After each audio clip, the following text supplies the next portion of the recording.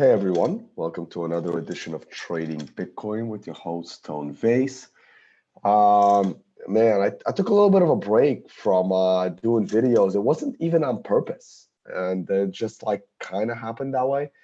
As you can hear, I'm a little bit under the weather, and I have not really gotten any sleep last night. I don't know, I just couldn't sleep, and probably should not have gone out partying and drinking last night either, because I'm a little bit under the weather. And all of these conferences are like really catching up to me.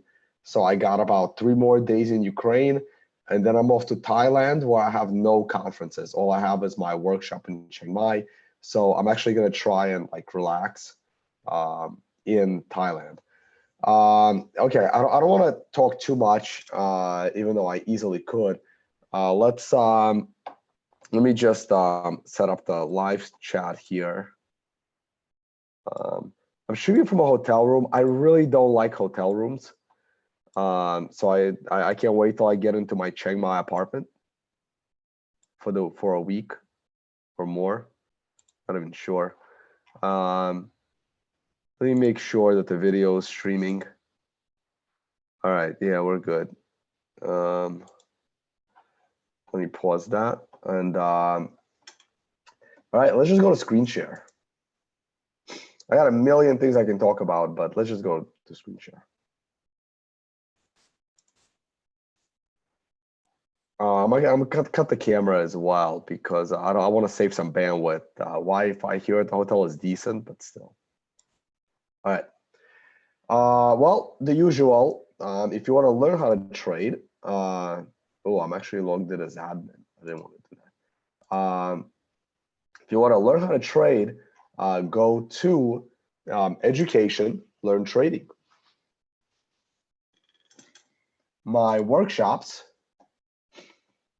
Chiang Mai, we added a couple of seats. It was sold out. We added 5 seats. So Chiang Mai is going to go up to 25. Singapore still has plenty of room. And Australia is starting to sell out. So there you go. I'll have more announcements later.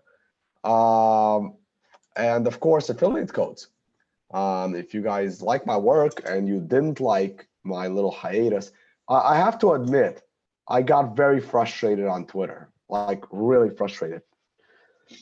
I don't know, like I'm really like debating, do I really even need Twitter? Like it's like the amount of ignorance that comments to like randomly is unreal, just unreal. And all of the lies on Twitter are really frustrating. So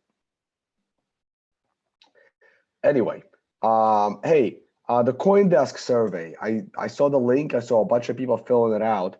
I thought, I filled it out last night, but I figured, hey, if I'm going to do a video, let me hit the submit button. So I don't really understand this category. Most business, law, and regulation. Like most of these people are irrelevant, like completely irrelevant. Like why is Maduro on this list? Marco Santori hasn't really done anything in the last 2 years after he did the stupid SAF thing. Most of these people I don't like at all. So I do like Stephen Pally, and I guess William Hidman and his speech that people totally misunderstood, and for some dumb reason thought that Ethereum is not a security because of it. And I have to write in, there's like way more people that, so I'm not sure how to decide between a couple of friends from my law show, David Silver or Adela. I actually think Adela has 2 L's in it. Sorry, Adela. I think there's 2 L's. I don't know which one, because I know Adela does a lot of behind the scenes stuff. And David Silver is suing the shit out of everyone in the space. So he's certainly influential. I don't even know. I wonder I'm going to try and submit them both. I'm going to put and. There you go. I know you guys aren't like together working for the same company, but I really hope your name has 2 L's in it, Adela. I'm going to Google you.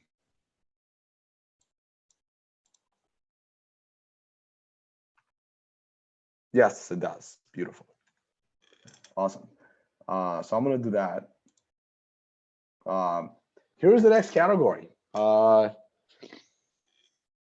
Traders and investors. Nick Carter, to the Meester, Willie Woo. That one's easy. I am on this list. I actually don't think I should be on this list. I should be on another list. I'll get to that in a minute. So there I am. I am not going to vote for myself in this category. I think those guys are more deserving because they're actually doing currently trading and fundamental analysis. Technology. Elizabeth Stark for all her work in Lightning. Matt Carello and the entire Chain Code Labs team for all their work on Bitcoin Core. Blockstream is nowhere seen in this category, by the way. There's nobody from Blockstream here that I can see. And so there goes your propaganda on Blockstream taking over everything. And I don't understand why half of this list is outright scammers. Now, Alu is a good choice. He is on Elizabeth Stark's Lightning team. Jameson Lopp is a good choice. Half the other people are scammers, and that's it. It's pretty much it. And yeah, so and Jimmy Song, of course, for teaching those developers. This is an interesting list, actually. CEOs. Well, let's go with the ones that are actually doing something positive for the world of Bitcoin. The only people on this entire list that actually like Bitcoin, I'm checking the list again. So the only people on this list that have done anything positive for Bitcoin are Valery Vavilov and Adam Back. I don't see anyone else on this list that at one point or another did not completely want to destroy Bitcoin. I just don't. Well, Ryan Selkes, he's all right. I like Ryan. Ryan's all right. Gabriel's all right as well. I guess Elizabeth is all right as well. But they're not in the same category. They're not in the same category as the CEO of Bitfury and the CEO of Blockstream. But they're legit. Everybody else, no. So I have to write one more in. I guess I'm a little tired, and so here's how I wrote in. Rodolfo, for him creating OpenDime and Coldcard, a new hardware wallet that came out in 2018. We have Trezor, we had Ledger, we had KeepKey, we had Digital Beatbox. We had all those before 2018. So this is a 2018 list. I had to pick someone else because there was only 2 names I wanted to check. So I went with Rodolfo. Oh, Coldcard. Can't spell. And there it is. So here's an interesting category. Personalities and public figures, okay? So this creates a little bit of a tiny dilemma, right? Because, oh wait, where's my, hold on. I know you guys want to get to the price. So here's my list. Obviously Saifedean, that was automatic. The moment I saw Saifedean, that's done. I think Laura Shin is the worst reporter in the crypto space. Obviously, the Rose went off the rails. Used to like his work. Brian Kelly, shitcoiner. XRP people. Spencer Bogart is good. Spencer Bogart is a decent choice. But he doesn't do like, I guess Kevin Pham doesn't do video content either, or audio content. So, I mean, half the people here are scammers. So Max Kaiser is a reasonable choice. Max Kaiser is a reasonable choice. Saifedean and Andreas. Andreas, I really wish your book was called Understanding Ethereum. And Kevin Pham, I just love his Twitter feed. It's great. Now here's the problem. This is the category that I should be in. All right. All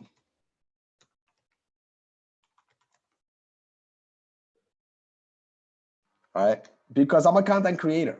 I'm not really a trader anymore. I'm a content creator. Promoting Bitcoin, evangelizing Bitcoin is more important to me. Price predictions is just like what I'm kind of been good at as a trading, but that was my past profession. And it will be my future profession one day. So this is where I should be. So the question is, who do I check off? I'm not going to check off Saifedean. And so all I'm left with either Andreas or Kevin. I can leave them. I can delete myself. Or I can leave myself because they do ask for 3. So someone's got to go. I don't really know how to choose between dropping Kevin or dropping Andreas. They both done good work. I like them both. So I'm going to leave myself out. I'm going to go with the original list. But CoinDesk should have had me in this category and not in the other one. That's all I'm saying. Anything you'd like to see in 2018? Yes. The death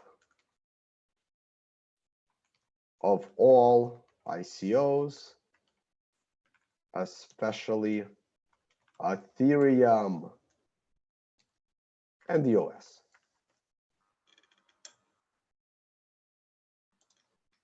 Shouldn't be capitalized.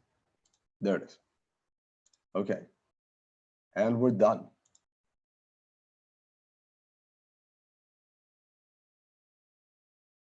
I did enter my email address.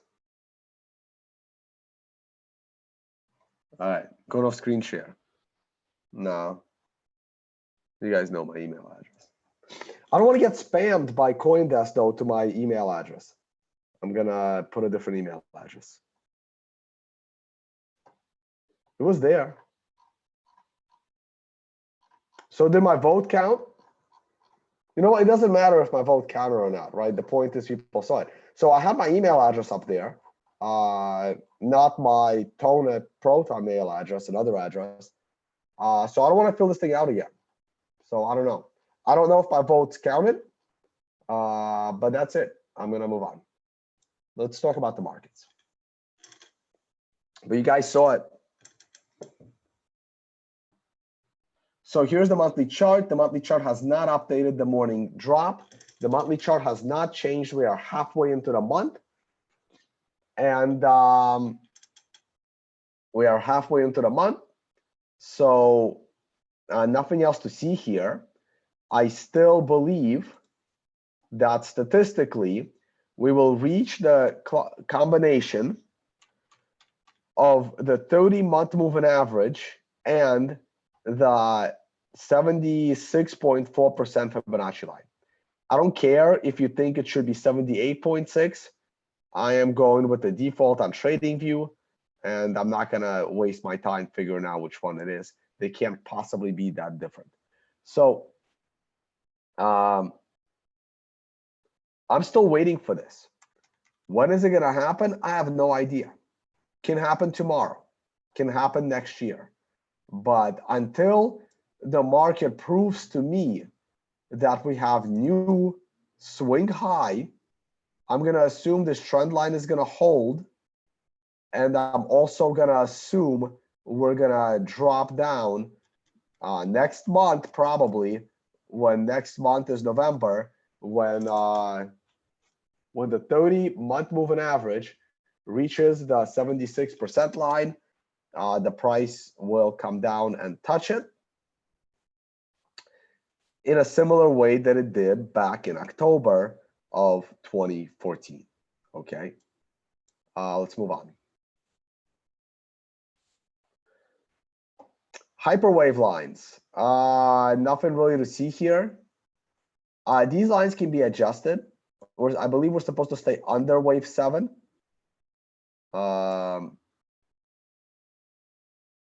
So if we touch up, we just can't close over it, so I can still put it back down. We need to close this week above that line, or it's not really a phase 7, I guess. That's why I drew my phase 7 this way. Tyler, the creator of Hyperwave, draws it a different way. That's fine. This is what trading is. I'm leaving it my way. Stop and reverse points are not budging. The Bollinger Bands have contracted, and as of today, we have volatility once again. So that means the Bollinger Bands will start to expand. What does that mean? Well, that means that the volatility is not over yet. You need a very long period in time. Oh boy, see how the Bollinger Bands were very, very contracted from May into October. That's a good 6 months. Had this, if this contraction can last for 6 months, I will admit that 5,000 will never be touched. But I can't do that until I see 6 months of stability in the price. And I haven't seen 6 months of stability in the price because we haven't had 6 months of stability in the price. So there you go.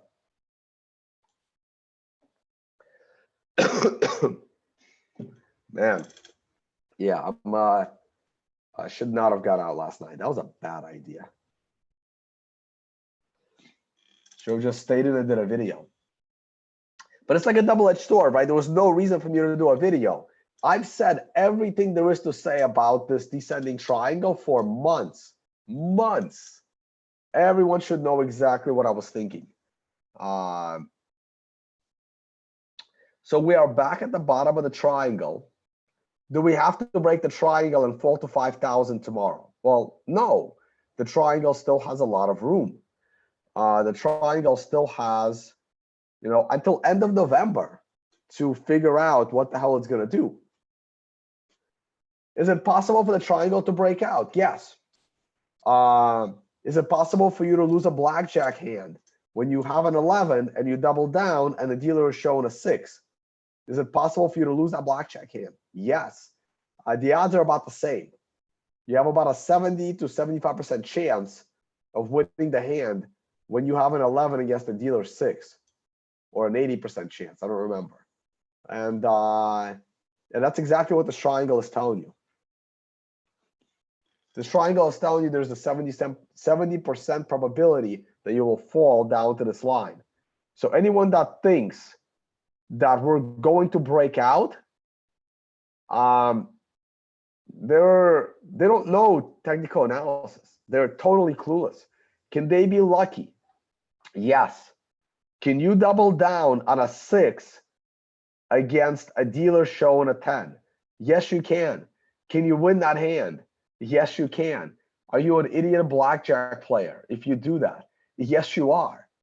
But you can make a lot of money with that single bet. Over time, you're going to lose all your money.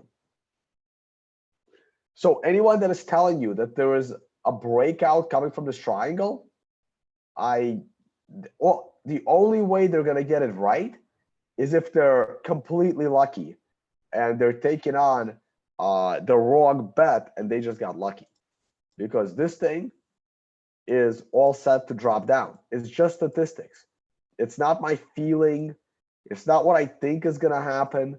It's statistics. I couldn't care less what this asset was. You know, you could not, you could like show me a chart like this background and remove all this, you know, just remove it. You know, remove the scale.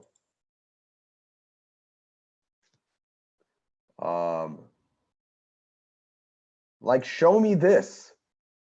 This is how you should be looking at assets. Like this is what you should look at, like this. There's no scale. There's no name of the asset. I should just leave it like this. Like totally like blinded. Like I have no idea what this is. All I know is that I see a descending triangle. It's irrelevant.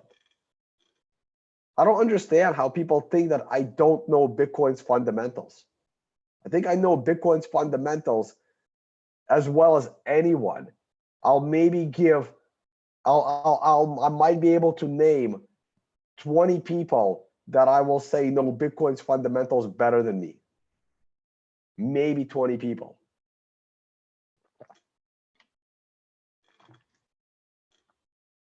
Sure, there's more than 20 developers that are better than me. It's probably 1,000 developers better than me in crypto space, in Bitcoin space. I'm not sure if the altcoin developers are better than me, right? Like, for example, like Jeff Garzik was going to completely destroy his side of the fork, right? So me doing nothing with that code and him programming in that code, it's debatable who's the worst developer, right?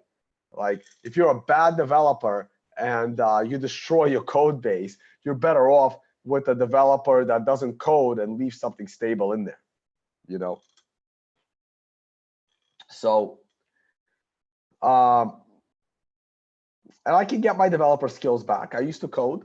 I can refresh my degree in financial engineering back when I had to code every financial project. So this is how you're supposed to be looking at this. In fact, I might leave it like this because it doesn't matter. Your scale doesn't matter. You can tell where it's going by the size of the candles. You know, don't even look at the asset name. This is unbiased analysis. It's just a picture. There's that arrow. There's nothing more to say right now.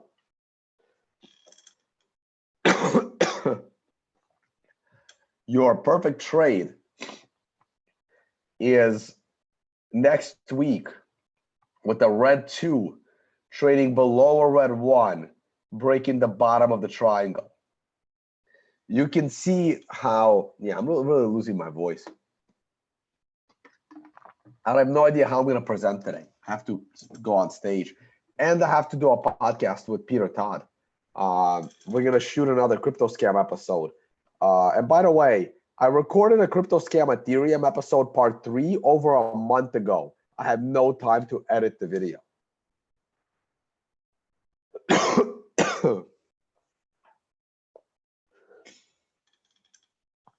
We had a red 2 trading under a red 1, breaking under the triangle. Back then, I warned people that there were 2 potential problems with shorting a red 2 below a red 1, breaking out under the triangle. One of them was we had just dropped from $8,400 down to like 58. Like, I don't even see the price here, right? Whatever price this is a big drop. And I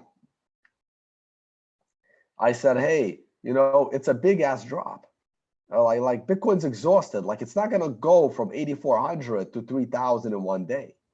So the drop was too big already, and it was overextended to the downside by the time it was breaking down from the triangle. And in addition, there was a lot of room left in the triangle. So these were the 2 concerns as to shorting at a red 2 below a red 1. And this time around, neither of those 2 concerns exist, because this time around, we are not falling from a high. We are breaking down from consolidation. In addition, we are way closer to the tip of the triangle. So the 2 concerns for a short at this level back in August are no longer present. So I will be confident in my short trade with a red 2 below a red 1 next week. Now, it's disappointing if we fall down to 5,000 this week, because it makes it difficult to time your trade. You want it to happen next week where you can time it. All right, let's move on. This is the daily chart. Oh, should we look at the oscillators?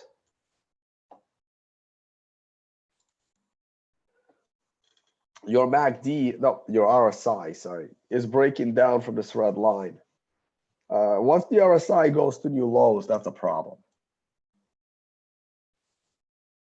And your MACD is about to cross over to the downside in a red territory, so that's bad. Both bad metrics. In addition, one more thing. Can I expand this? Can I vertically expand? Oh, the problem is I may not be able to vertically expand. Oh, that sucks. So I can't like stretch it. Oh boy, I can only go sideways. I'll have to bring the scale back. I'm also tired because I didn't get any sleep. In addition, we are currently at the second lowest weekly close of the year. The only close that was lower was the close back in June 18th, the week of. So I really need hot tea. This is why I hate hotels, because I don't have anything in the room. I think from now on, I'm only gonna stay at apartments when I go to conferences. I'm gonna talk about my conference later. I think after I start my own conference chain, I may start speaking less at other conferences. And when I do speak at other conferences, because I don't charge to speak, I don't charge to speak at conferences, but I'm gonna start, asking for, you gotta cover a decent apartment so that I can stream from, with a decent background in the apartment, and I can make a damn cup of tea, or a cup of coffee. So we are working on a second lowest weekly close and potentially the lowest weekly close. If we have the lowest close of the year, that's bearish for the foreseeable future. For how long, I have no idea, but for the foreseeable future. Remember, I've always had multiple price and time targets. My most optimistic price target was 5,000. My most optimistic time target was October, November time period. We're still in October. We haven't even reached my most optimistic bear target. And that target has to be both in price and in time. Now, I'm okay with not reaching my most optimistic target of 5,000 if we reach my most pessimistic time target of, like, I don't know, August or September of next year. I'm also okay. I would have been okay with not reaching my most optimistic time target of October, November, if we reached my most pessimistic price target of 1,300 before October or November, but we clearly did not. The worst case scenario is my most pessimistic price target and my most pessimistic time target. And that means you're going to see 1,300 in like September or October of next year, not this year, next year. That's my most pessimistic scenario on both fronts. But for now, I'm looking for the perfect short trade, breaking the down of the triangle with a red 2 below red 1. The thing is, the triangle has a 70% probability of breaking down to 5,000 or lower. A red 2 below red 1 next week, assuming we made a low for the week, right? Let's assume that by Sunday, the whatever we hit, 1,100, 6,100, or whatever we hit, 6,050, whatever that low was today. Let's assume this is the low for the week. And then next week, we're breaking that low. I would increase the odds of like 5,000 to 95% or something, right? Because now I don't only have the triangle, I also have the sequential. And I think the sequential is the most accurate and most useful trading tool you have. Now, I still prefer the triangle above the sequential. Like if the sequential was breaking down from the triangle on like a red 4, red 5, I like it. If the sequential is breaking down from the triangle on a red 1, I still like it. So I still rank the triangle a little bit above sequential, but they're very different. The triangle is more long-term. The sequential is more execution-based. As far as executing your trades, I think the sequential is the most accurate thing you have in trading, or the most useful thing you have in trading. Anyway, let's move on. I am a little sick, guys. This is not good. And I rarely get sick too. I've never had the flu in my life as far as I know. Just a cold. Here's the daily chart. We are officially in this old channel. There's no way I can fudge this channel to not have the price inside this channel at this point. This was a beautiful channel. This was the channel that made me the biggest bull in Bitcoin all throughout the most scariest time of Bitcoin, of the hard fork and all the fear mongering from people that used to be Bitcoiners as to why Bitcoin is going to die. And I said, the chart is telling me to buy, and I will stay bullish no matter what the potential outcomes of a fork are. You know why I stayed bullish here? Because of the charts. The charts got out of hand at the end of 2017. The charts are telling me right now to be bearish. It's just the charts. Just the charts. The daily chart has not been very good as a timing mechanism. As you can see, the sequential has once again failed to give you a good trade on a daily scale. And I've been saying this for a while now. In traditional markets, I love the sequential. But in Bitcoin, the sequential on the daily has just been totally useless for your trading execution. It's been terrible.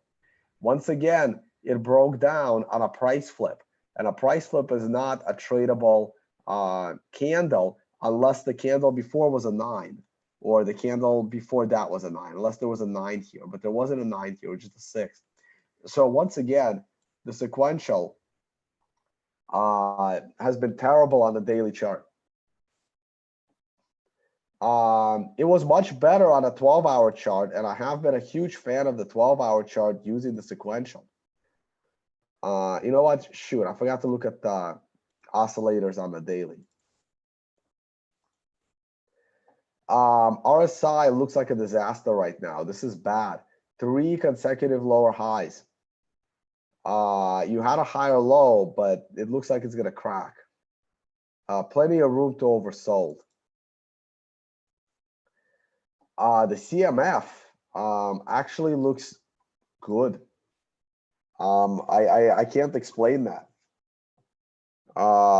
That's a point of divergence a little bit, right? The CMF looks strong. On a longer term scale, however, it's declining. I think once the price breaks down, the CMF is going to give you a new lower low. But right now, the CMF is somewhat positive. But I don't expect that to last. The MACD is really coiling here. It's really coming to a point, and I think the MACD is about to break down. The MACD has had 1, 2, 3, 4 consecutive higher lows. I think once the MACD goes below its recent low, I think it's going to set off a big, cascade, dropping all the way, potentially challenging the low back in February. We will see. But this is not a good looking MACD. Okay, back to the 12-hour chart.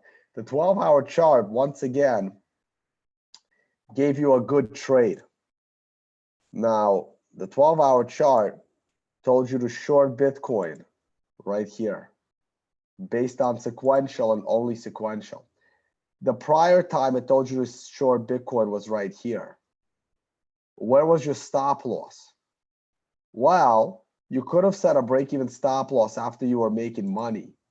If you did not set a break-even stop loss after you were making money, you could have gotten out anywhere on this one price flip candle. If you did not, you absolutely should have gotten out of your short trade on this green 2 going above a green 1 on October 5th.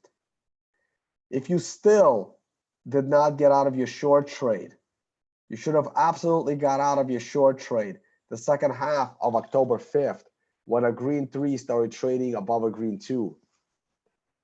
In fact, the 12-hour chart could have told you to go long on October 5th. Had you got long on October 5th, you would have probably gotten out of your trade, or your stop loss could have gotten hit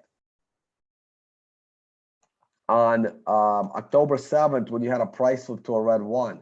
There was never another short trade because the red 2 on October 7th did not go, the second half of October 7th did not go below a red 1. There was a bullish trade according to sequential on a green 2 going above a green 1 on October 8th. As you can see, that would have been a losing trade because somewhere on this price flip on October 10th, you would have gotten out. So potentially speaking, in the month of October, because this October 1st, and it was a price flip followed by a green 2 that did not go above a green 1. So since October 1st, I can see 1, 2, 3 trades according to sequential before the current trade. All 3 of these trades could have been losing trades. That's 3 losing trades in a row. And guess what? The 4th trade that would have taken place on the current candle would have already made up for all those little losses. And this is why you can't put everything in one trade. So you can lose 3 trades in a row, and then this trade makes you all the money back and then some, okay? Now, if you made the proper trade, you now have at least a break-even stop in about 7 hours. Hopefully your stop won't get hit, and you close somewhere near the bottom of the candle low. Remember, once you go below this TDST line, the selling should accelerate. Once you go below like 6,100, the selling should accelerate. So pretty soon, you should comfortably set your stop loss in the middle of this candle. Make sure you make up for all of those little losses that you did, the 3 losses in October. And those trades could have all been break-even trades, by the way. It depends on where you set your stop loss. If you quickly set your stop loss to break even, once you're making money, because every one of those trades was instantly profitable. And once your trade is instantly profitable, you can set a break-even stop loss. So it's possible you could have made like $5 from each of those 3 trades, and now you just hit a home run. Not a home run, maybe a triple. Okay. Your RSI looks bad and still has room to the downside. Your MACD looks terrible. Just started a downswing. Your CMF looks bad. It just started your downswing. It could accelerate down. Everything looks bad here. If you're a trader of the sequential and you properly traded the sequential based on a 12-hour chart, which I've been saying for a long time is the much better chart to trade versus the daily, you should have made money in October today, like for the month. You should have properly allocated these trades. They should have been at least the same size. And these trades should have been either break-even trades or tiny losses. And this should be a huge gain if you're a sequential trader. If you were one of my clients and you were trading, you don't have to trade this time frame. But if you only trade this time frame with sequential and you did not make money in the month of October, you really gotta go review the videos of the workshops and all of my sequential trading videos, and review all of the reading materials on my website about sequential, because there's no reason why you should have lost money. Not to mention this 2 candle was a bit of a shooting star candle with a sequential 13. So it should have told you to be careful. So you could have definitely been way more careful on this green 4 once it started trading below the bottoms of the prior 2 candles. All right, let's move on. 4-hour chart.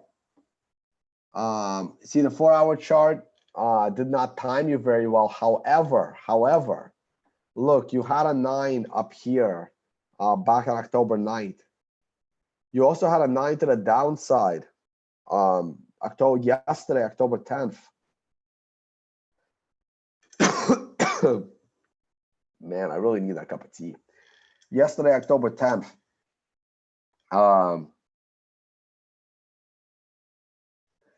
Yeah, I'm still using Bitfinex, guys. I don't care if it's 100% premium. I'm just waiting for that exchange to like collapse and disappear like Mt. Gox. And I don't understand why people, oh man, like I don't have time to deal with all of like the stupid in the space. Like people keep saying how we don't have a Mt. Gox in this bear market, but we had one in 2014. We have Bitfinex. It's probably just as bad. Probably. I mean, I don't know. I don't have access to their internal servers or their books. But I know they're in charge of Tether. Like I'm expecting Bitfinex to like to completely implode one of these days. So you know, we're not out of the woods yet here. So we had a 9. What do I always say about 9s? Look for a 1 to 4 candle correction and then continuation of the downswing. The correction of the 9 actually started with the bottom of the 7 candle because we were already swinging up. So 1, 2 with the 9, 3, 4, or one big candle after 9. It's a 1 to 4 candle correction. And then look what happened. Boom, you go down. So in this case, because the 9 is a red 9, it's a correction to the upside. So it's a dead cat bounce off the 9. Now, the sequential has not given you a short trade yet, but remember, you should know that you get a 1 to 4 candle correction, and there was moving average support. And now you've broken setup trend line. You're broken below all the recent swing lows. You're at new monthly low, right? You're at the new, you on a 4-hour chart, you had a brand new candle low close. You had a brand new candle intra candle low. This is bearish. It's bearish as hell on a 4-hour chart. 1-hour chart. The 1-hour chart's coming up on a 9, so I'm not surprised there was a little bit of a correction here to the upside. Also, we bottomed on the 1-hour chart on the sequential 13. Again, very common. There is another sequential count from this 9 back on October 10th on the hourly chart. Now, the 1-hour chart gave you a really good entry into your short trade. You would have gotten short based on this when a red 3 started trading below a red 2. That was at a price of 66.11. So at 66.11 at exactly midnight UTC time, that's when the hourly chart told you to short Bitcoin. And you're doing well. If I had shorted at this point using the hourly chart, where would I set my stop loss right now? My stop loss would be somewhere around, or maybe just above 6,500, like somewhere in the middle of this candle. No, just above 64.50. Like that, 64.53, that's my stop loss. If we hit a 9 in 2 hours from now, I'll be looking to take some profit, assuming I traded this time frame. The shorts are increasing according to Bitfinex data, which may or may not be accurate. Who the hell knows? But this chart isn't really telling me much. But guess what happens? Guess what? Guess what? Guess what happens to our friend Mr. Novogratz? Guess what happens when the price of Bitcoin falls below 6,000? You know, how happy do you think his investors are going to be with him? And this is the problem when you go public. Again, I respect Novogratz for his history in finance, but I don't like it when hedge fund managers go on TV and prop up their positions. I just don't like it. Guys, the day I become a hedge fund manager, you're never going to see my YouTube videos again. I'm not going to be running a hedge fund and telling you what the hell I'm doing. I'm just going to do it. The reason why you see me doing this is because I'm not, invested in the trade. If I had a trade on, I wouldn't be telling you what trade I have on. I'll just do the trade. So, like I said, I'm waiting for guys like Novogratz and Adam Draper to rage quit out of Bitcoin.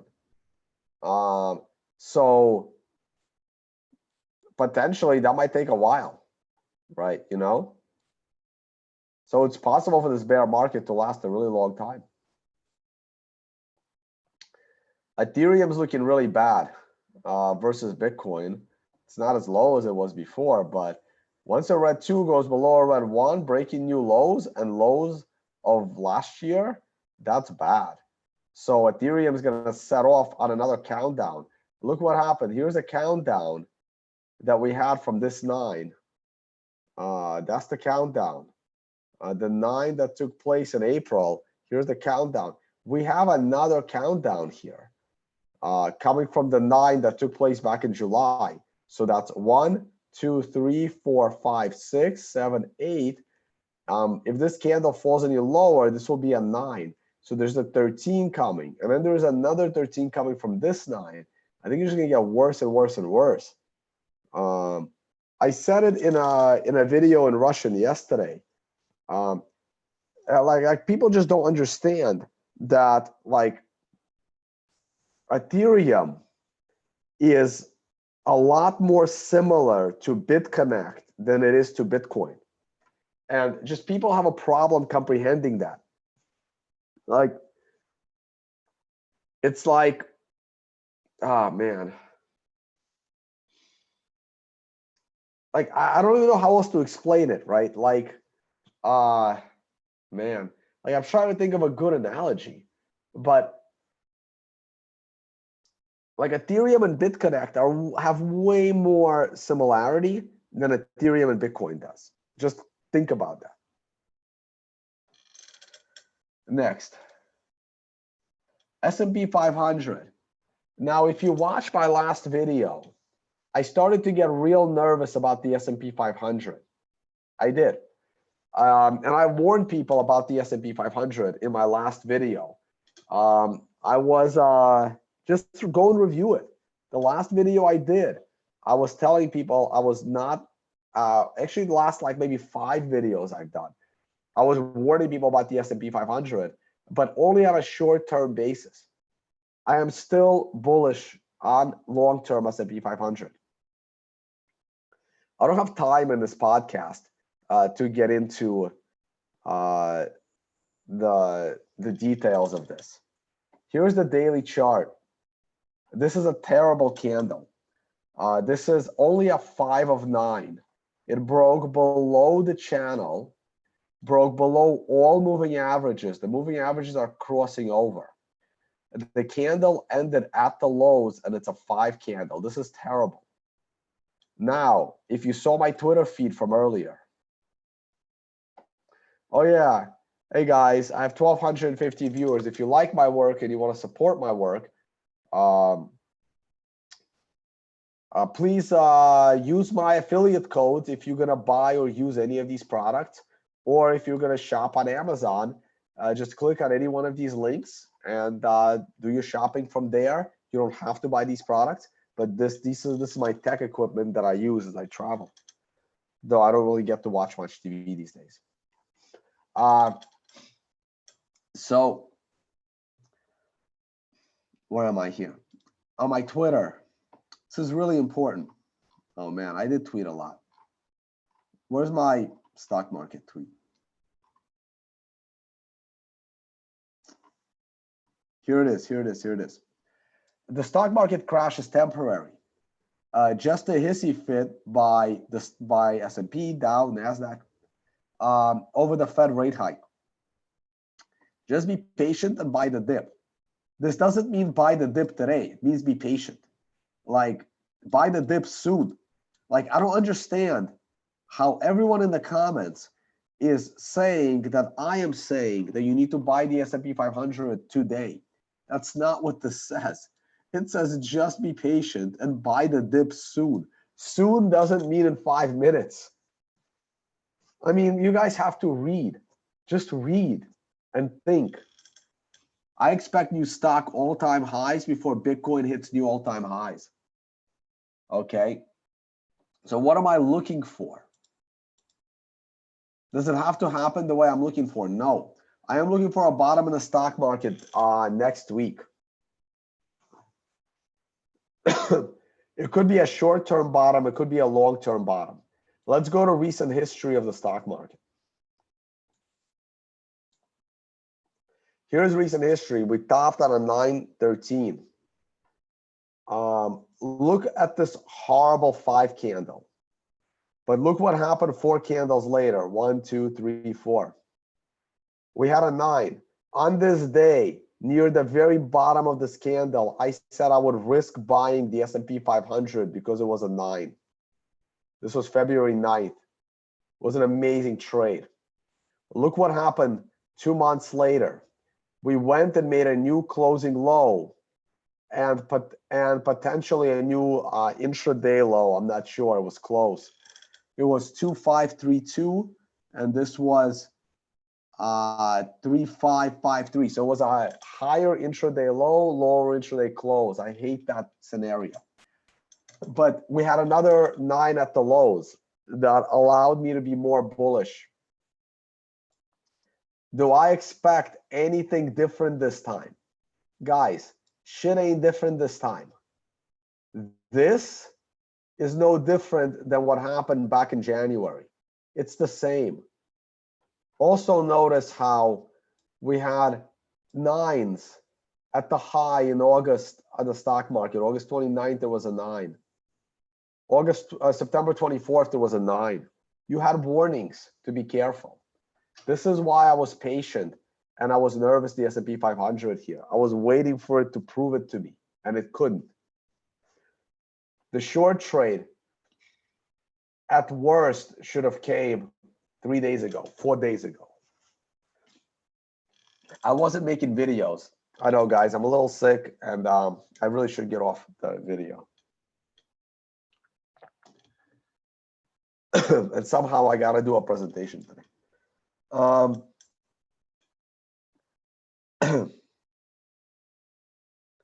So this is bad. I would not buy the market right now. Is it possible we're going to open and cover all of this tomorrow? Yes. Is it likely? No. The stock market will probably fall lower. How low can it fall? I don't expect the market to fall lower than 2580. I'm not expecting new lows. Are new lows possible? Yes, but I'm not expecting it. We're in the vicinity of where we should bottom, but this candle was unreasonably bad. I think we're gonna bottom out somewhere in the vicinity of 2700. I don't think it has that much more to fall, but I don't know. The thing is, you don't buy the dip yet. Wait for it to give you some positive signs. Do I think this is a market crash into next year? Absolutely not. I don't have time to talk about the whole Fed rate hike, and because this video is already going on too long.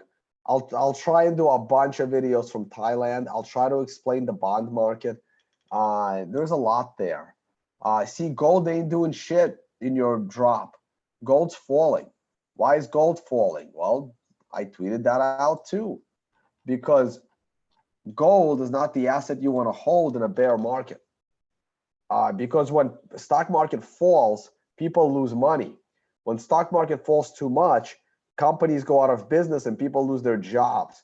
When people lose their jobs, if they're old people that didn't save for retirement, they will sell their gold teeth to pay for food. I read those stories back in like 2011, right? So I don't know. Italian, I don't know, senior citizens selling gold teeth to, I don't know, make ends meet. I don't know if that will come up with anything, but I saw these articles back in like 2011. Back in 2011, a European crisis when stocks fell in 2011 big time. I saw these headlines and I'm like, right, that makes sense. People are nervous, they're getting scared, they need money. They don't need their gold teeth, they need money. They used to put gold fillings in teeth when you know, gold was cheaper. So if I go back to the stock market and I go to 2011, you'll see it. So here's the stock market back in 2011.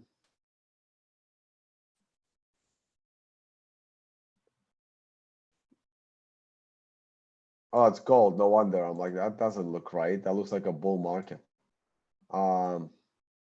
And then gold topped in 2011 as well. I have to go to the stock market. I'll go to the weekly one. It's just easier. Go to 2011. It was worse in Europe than US. There's the 2011, right? 2011 was a lost year for the stock market.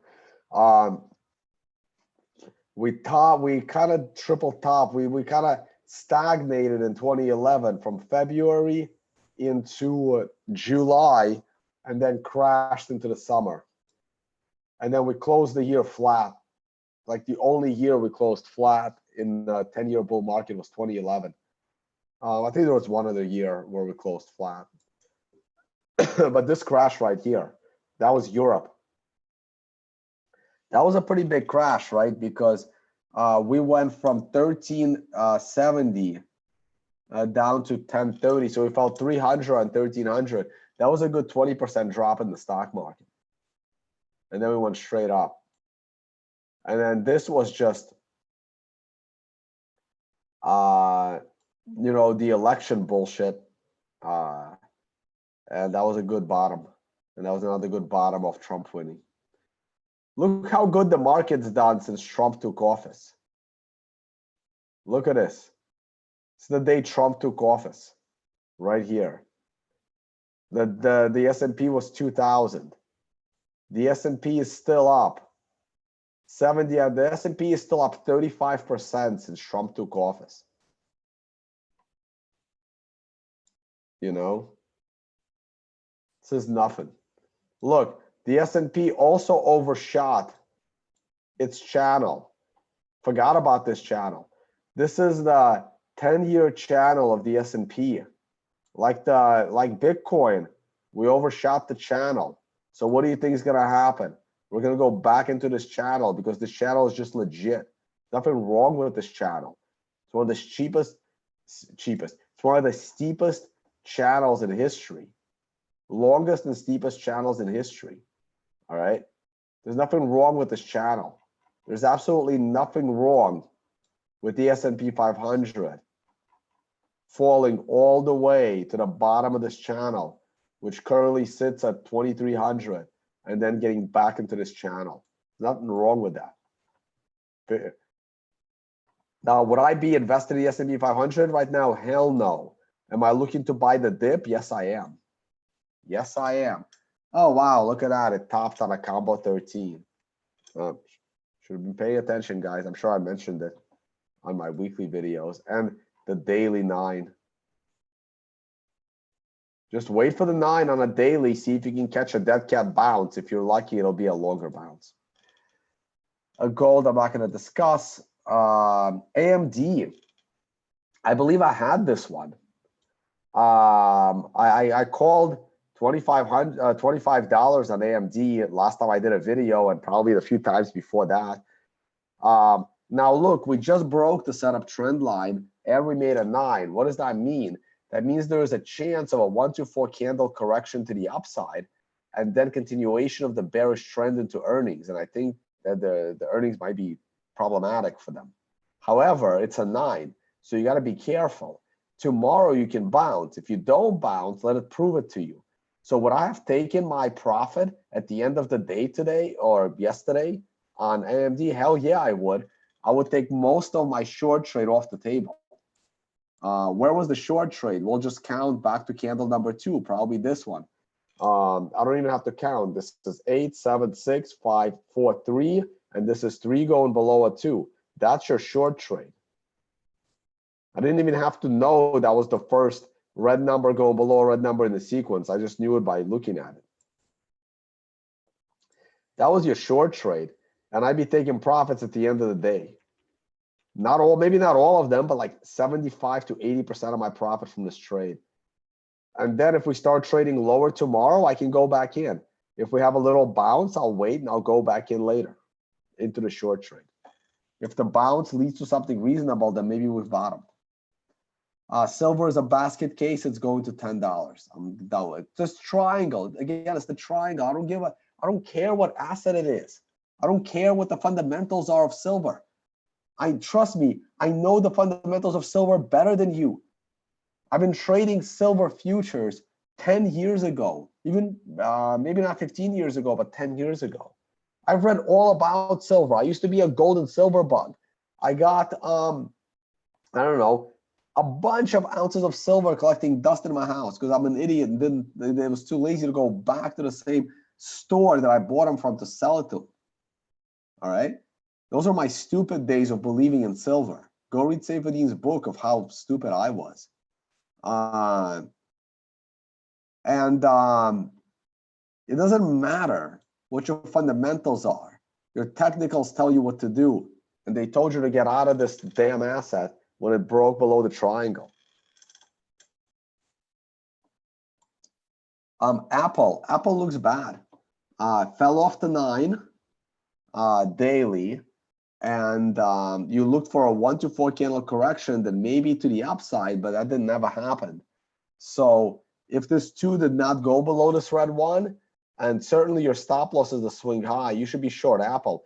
See, unlike AMD is on a 9. You should be taking your profit and looking for better trades. What's a better trade? Well, clearly Apple is the better trade, right? Let me switch these around. Because Apple just gave you a short trade today.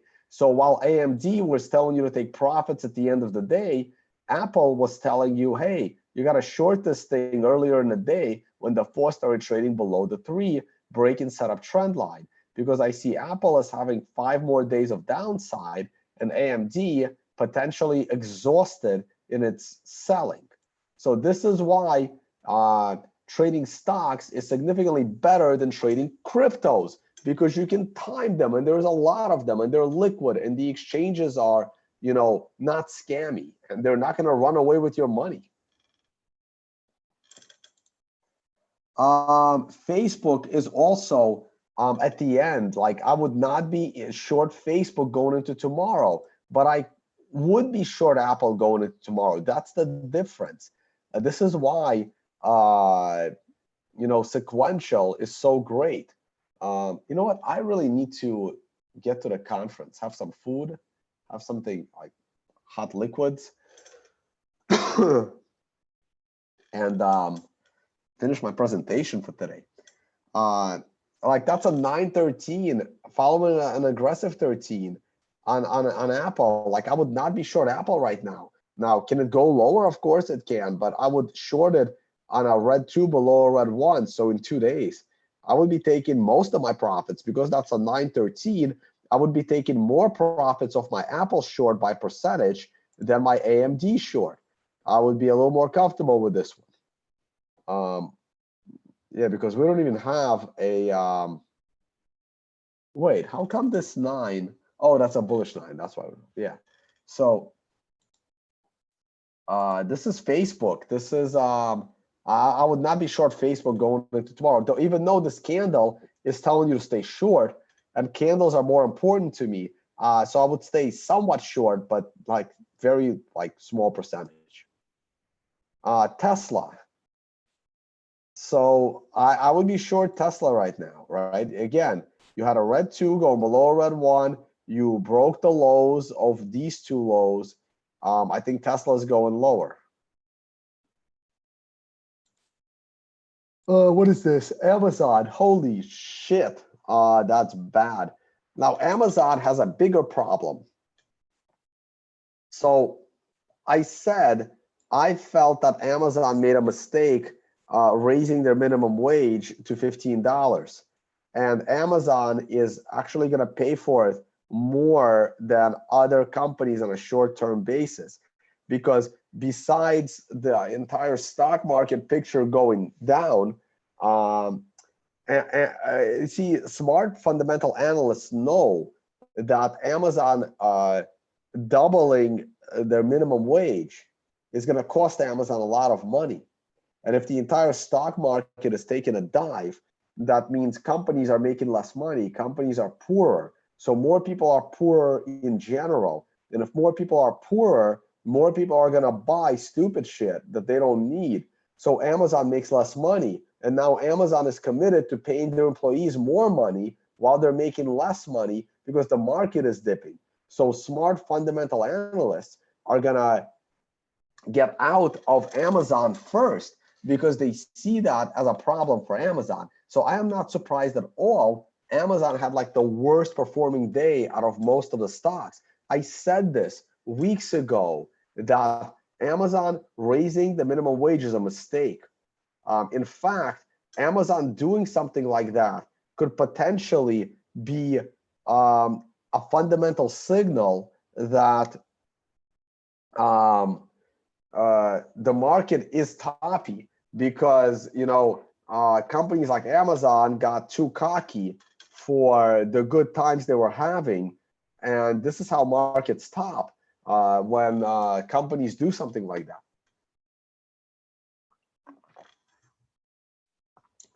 So from a fundamental perspective, Amazon is in trouble. Like for example, if Walmart doubled their minimum wage, I think Walmart would probably be out of business and bankrupt within 2 years.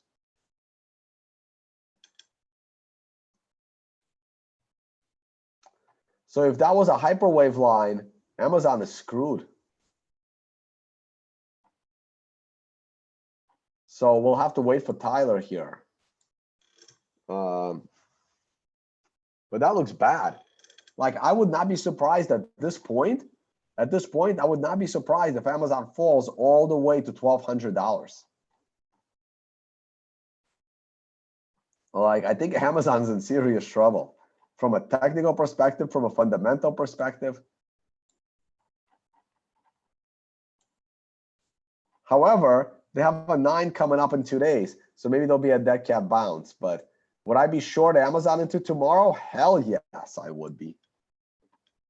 I'd set my stop loss in the middle of this candle, just above 1,800, but I'd be short. Someone wants me to check out Google. Here's Netflix. Netflix is on support from the long-term moving average. And look, Netflix topped on a 9. I'm sure I mentioned it. Beautiful short play. 1, 2, 3, 4 days ago. Don't tell me you couldn't see this coming from a technical perspective. You don't need fundamental analysis if you're a good technical trader. Now, do you want to hold through earnings? Absolutely not, because you don't know what earnings are going to do. So you got to be in cash going into earnings. But this, you know that's a 9 on the sequential. You know that's a 9 on the sequential. You got to get out of this thing. And it's telling you to short right there. On October 4th, Netflix was a short. On October 3rd, Amazon was a short. I'm sure I mentioned it. I think I did videos back then. It's been a while since I've done a video. Google. Let me see.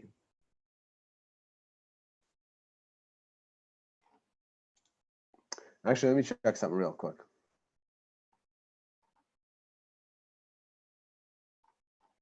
Oh, cool. World of Rusty and I don't want to say the other name. Shout out, guys. Thank you so much. I'm about to show you something really cool, guys. So stick around. What was I doing? I already forgot. Hold on.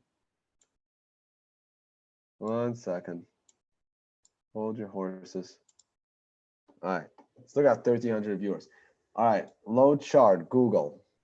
After that, I'm going to show you something awesome. Goog. Still Goog, right? Or Google, I don't know. It doesn't matter. Should be the same price. Google on a 5. That the same as the stock market. I would be comfortable staying short Google right now. The candle is bearish. You're only on a 5 of 9. I would be comfortable in a short trade with Google right now. Again, right? Google can suffer greatly in a bear market because when other companies do poorly, they have less money. They might lay off employees. How does Google make money? They make money from advertising, people paying Google to advertise on Google. When the market starts to drop, less people are eager to advertise their business because they don't have the money. So Google will suffer as well. So I'd be short Google. But people are still going to go out and buy their, cell phones. If Apple comes out with a new cool cell phone, people will find the money to go and buy that damn cell phone. So that's why Apple being on a 9. Oh, Apple's only on a red 4. If Apple was on a 9, I'd be a little more bullish. Facebook was the 913. Yeah, I'd be careful. I would be careful about shorting Facebook at the moment. I'd wait. All right, you guys want to see something awesome? Check this out. Check this bad boy out.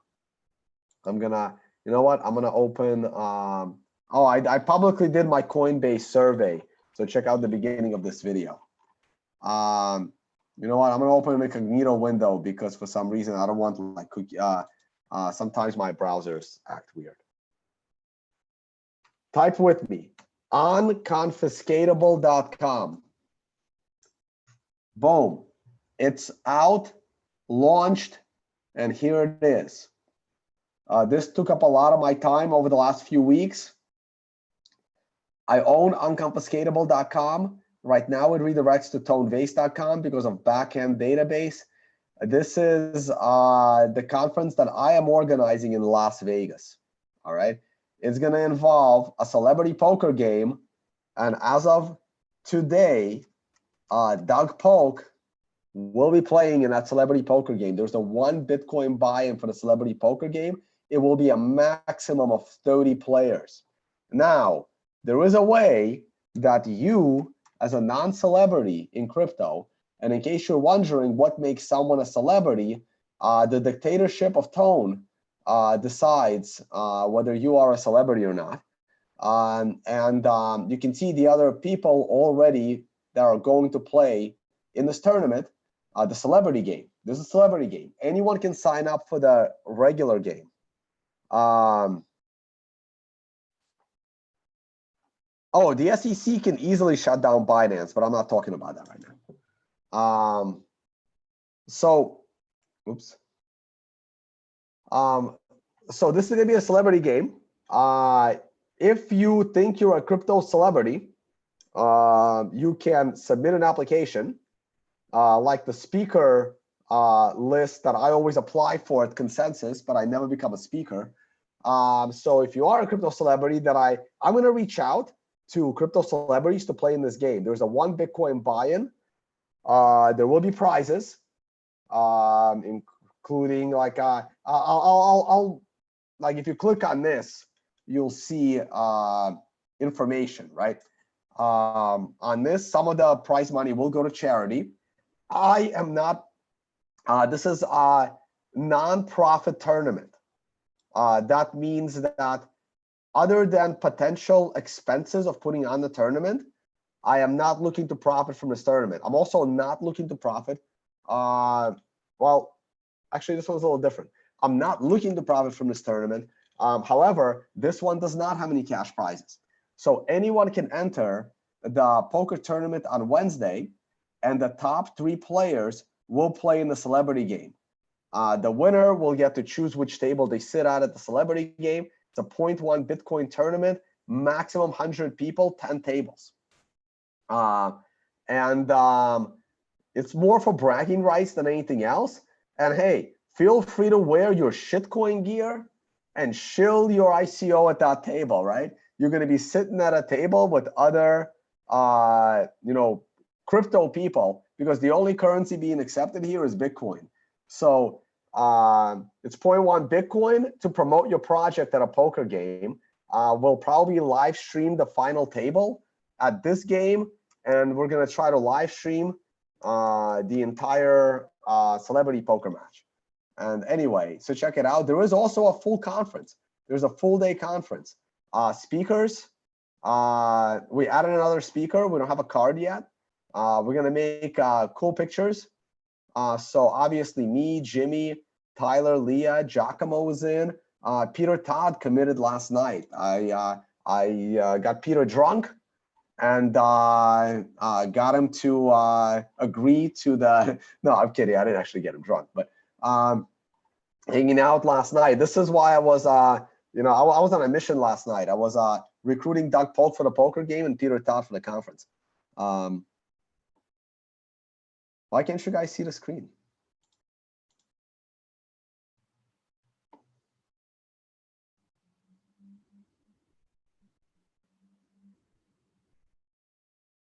Oh shit! You guys can't see my screen? What happened? Oh, my bad. Hold on. Sorry, guys. I'm an idiot. So what happens when you're sick, right? Man, that was a waste of a speech. I feel like deleting this video now. I wonder why that didn't work. Here it is. My bad. Unconfiscatable.com. There it is. Now you can see it. I was on my little rant. That was bad. So here it is.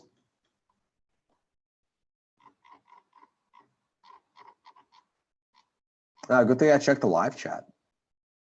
There it is.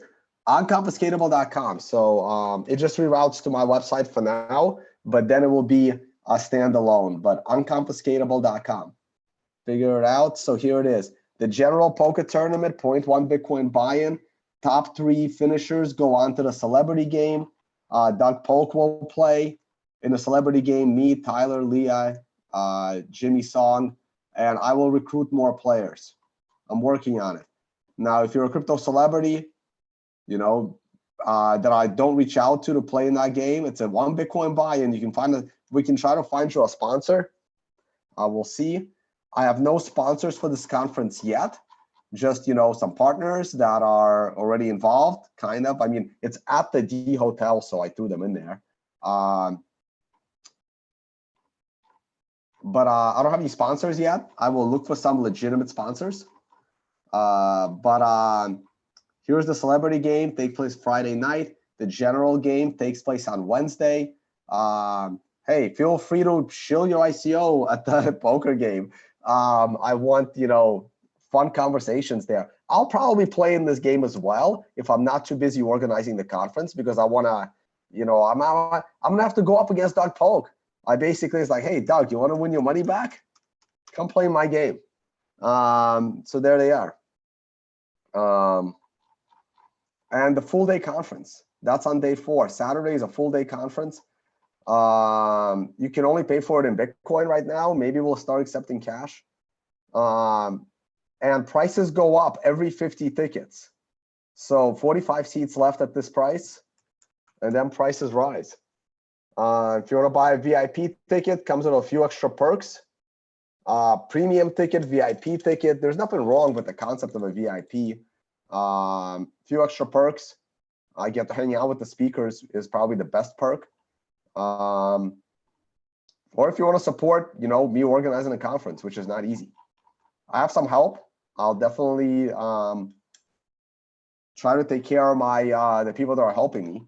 I'm not looking to profit from this thing, by the way. Like, I'm hoping that I personally break even. As long as I break even and it's a good event, I'm happy. But here it is. Check it out, unconfiscatable.com. At the D Hotel in Las Vegas. We gotta, I gotta bring you more information. We're gonna talk to the D, try to get some, room deals, maybe a hotel nearby as well for some room deals. I haven't gotten there yet. I haven't figured out where we'll do the after party and stuff at the end of the conference. So far, it's a 1-day conference. I don't want to overexhaust myself. So far, it's a 1-day conference. I know most conferences are 2 days. but it's on a Saturday. Is it possible to extend it into 2 days? Maybe. I think it'll be too much for me. But here's the plan. Day one, the satellite poker tournament, 100 seats, 0.1 Bitcoin buy-in, no cash prizes. Top 3 winners go on to play in the celebrity game. Other than that, it's like a full day tournament. If you want to play, it'll be fun. I'm probably going to play. I bet a lot of the celebrities, not a lot, but I'm pretty sure some of the celebrities are going to play just to freshen up on their poker skills because we got to go up against Doug Polk. That's going to be fun, though. I can't wait. It's going to be awesome. And day 2 is going to be workshops. So definitely mine, Jimmy's. Tyler's going to be on Friday because I don't want to conflict with Tyler's workshop. We'll put more workshops down here. I haven't gotten a chance to, talk to people yet. It's not organizing the first conference is the hardest part. And day 3 is going to be more workshops and the poker game at night. That's an evening event. And then day 4, and there'll be a carnivory dinner that we just don't need to put that up yet. We'll do that like the month before or something. Set that up. Anyway, I think I talked enough about the Unconfiscatable conference. Just Google unconfiscatable.com. And you can click on these things, by the way. Everything's clickable. Shout out to World of Rusty for graphic design. And I got to check with my web developer if he wants me to name him. I don't want to name him. I don't want you people emailing my web developer and stealing him from me because I need him to do more work. You know who you are. All right, that's it. That's it. Sorry about the no screen share because I'm an idiot. Let's go back to the other screen share.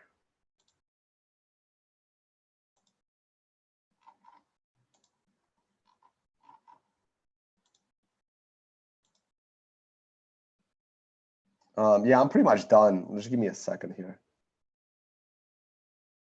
Oh, I paused screen sharing. Stop screen sharing. I have to start screen sharing. Man, I'm off my game today. Okay, so I'm at Hackett. I'm at Hackett 4.0. Really a fun conference, actually. Speaking today, I'm speaking, if you're at the conference, I'm speaking at like 3 o'clock. Can't really find the agenda. Anyway, and then I'm off to Singapore. And that's it. I think I'm done. I'm tired. And it's like 8:30 in the morning and I got to get to the conference. Stop screen share. That's it, guys. Turn camera back on. I'm a little under the weather. I'm still in Kiev. I feel better now that it's not 6 a.m. anymore. Feel a little better. I'll be on stage. I'll do fine. Oh man, I totally like it's such a fail. I finally launched the conference I've been talking about launching for like 3 months, and total fail. Didn't do the right screen share screw up. All right. No, I'll check out on currency next time, guys. Sorry I didn't get to your Q&A. My first video in a week. Will there be a video tomorrow? I think so. The conference ends. I don't have another conference until like October 26th. I can at least like relax and stuff. But yeah, so I am now on a mission to get the best speakers for like the best Bitcoin conference on a one-day event. Andreas, I'm gonna text you again one more time. Hopefully you will come and speak. Working on Saifedean. Maybe I can get Saifedean to come and speak.